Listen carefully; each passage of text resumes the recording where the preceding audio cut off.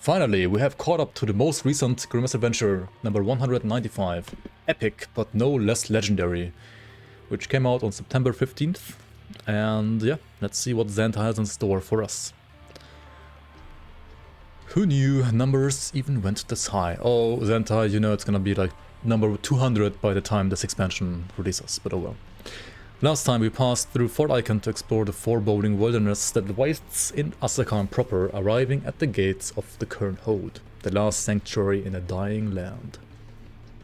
A dying land, that is another foreboding sentence or idiom here that he's using to spoiler potentially some of the environments that he didn't show us yet. If you have been keeping up with our dev updates, then you likely saw our June post detailing our plans for the expansion as well as our, at the time, estimate for the expansion's release. We can cast a fairly wide net with those dates. Yes, they did. But we can firmly say now that 2025 is out of the picture, as we, I think, all expected, honestly, by what they already wrote last time, and we're looking at the first half of 2026. So yeah, confirmed 100%. Grim Dawn, Fangs of Aethercore is not coming 2025, but it's coming early 2026. They are not even saying first quarter, they're saying first half. So yeah, that's a little... maybe... That doesn't look like it's gonna be January either, is it? Oh well. I guess there's time for another Grim League Season 8, potentially. If only that was already ready and ready to ship. Soon, right? Tomorrow, hooray! We'll see about that. Plans have been solidified, final bosses are moving. They are moving at least. And the art team is working their way through the hundreds of items that await you. Very nice, very nice. And speaking of those items, we have some epic new art to share with you. A couple updates ago, we went into just what it takes to wake up epic items and make them legendary. All these new weapons and others like them will be receiving exactly that treatment. For example, the Aethercore Bulwark, which, well, looks very reminiscent of an item that we already have in the game, to be fair. This is just a... like, the base art is the same as, I think, the... what's that even called?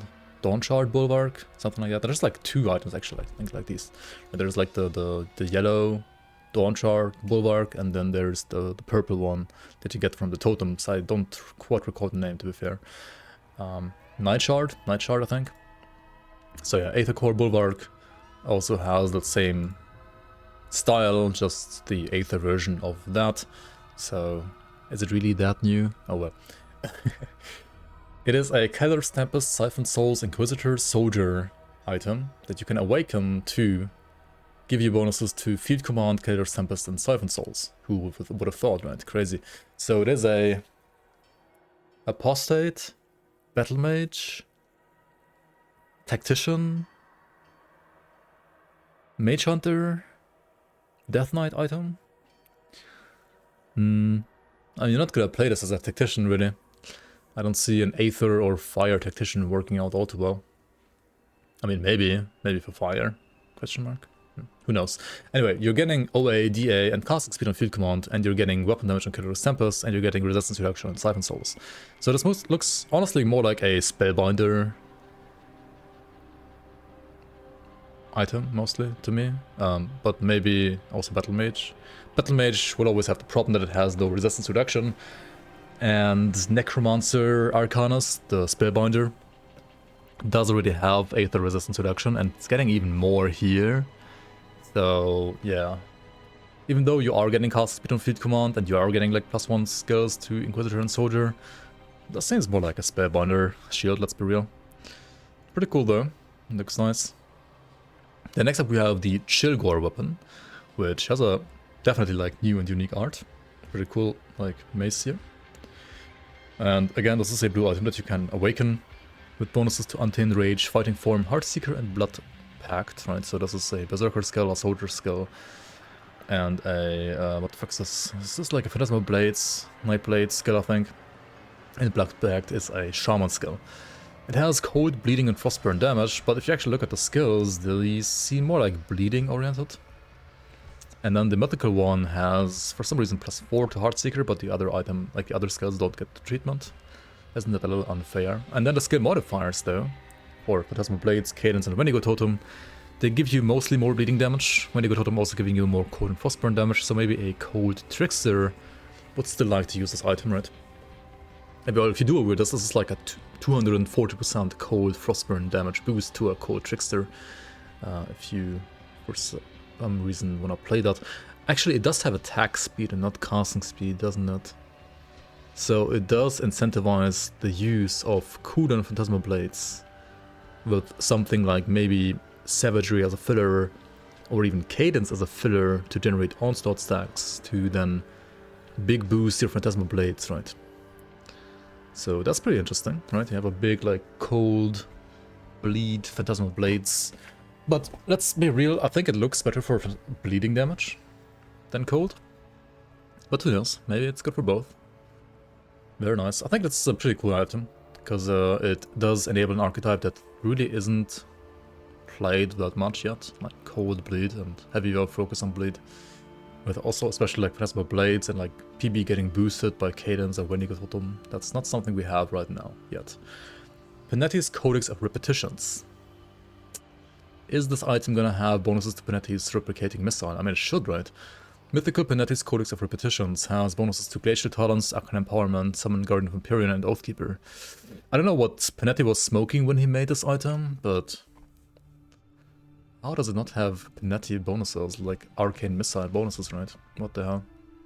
Anyway, you can awaken this to the Awakened Panetti's Codex of Repetitions, which has Aether damage, Elemental damage, bonuses to Glacial Talents, Arcane Empowerment, Celestial Presence, +1 Oathkeeper, and +1 Berserker, which I think the non-empowered one doesn't have. And then it gives you Aether damage to Siphon Souls, and it has a Repetition Curse spell. So this has nothing really to do with a missile. It is, I'm pretty sure, more like a curse. Something like the Haunt Redix skill. A maddening spell that replicates endlessly among your foes, distorting their reality. So yeah, kind of like a Bloody Pox style skill. Which does further reduce like enemy elemental and Aether resistances. Which is great, right? This skill is good, otherwise this item looks a little generic to me, and why the fuck are there no Panetti bonuses? Like, what the fuck's anti? Hello? Voidpiercer, one of, in my opinion, the coolest, like, one-handed crossbars they made. Or like models they made. I did really like showcase it, I think, in the game as well. Looks really cool with the like X shape as well from the front. And the like quadruple bolts here. I think this is one of the coolest item arts they have made. So far in the entire game, almost, probably.